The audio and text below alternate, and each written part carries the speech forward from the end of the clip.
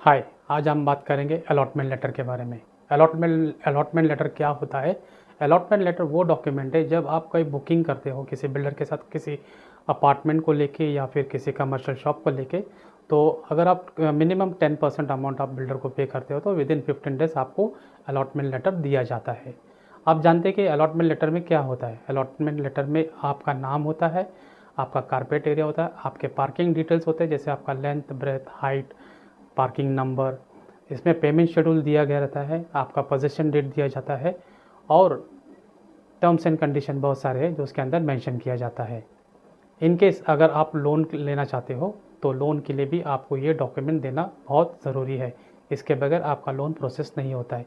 In case of any dispute with the builder, ये document आपको help करेगा RERA में जाने के लिए, क्योंकि रेरा अलॉटमेंट के लेटर के बगैर आपका कोई भी केस सुनवाई नहीं करेगा। प्लस इसके अंदर एक और एक चीज़ मेंशन किया होता है कि आपका इंटरेस्ट और कंपनसेशन के बारे में। मान लो कि आप किसी कारण अगर आप पेमेंट डिले करते हो तो builder has every right to charge you for interest for the delay.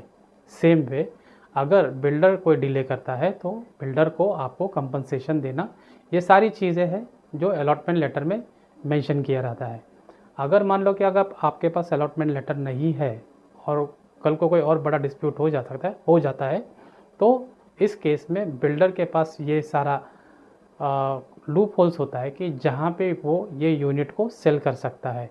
इसीलिए जब भी आप प्रॉपर्टी बुक करते हो तो इस छोटे से डॉक्यूमेंट पे ज़्यादा फोकस रहिए, क्योंकि ये आपका बड़ी नुकसान से आपको आगे चल के बचा सकता है। धन्यवाद।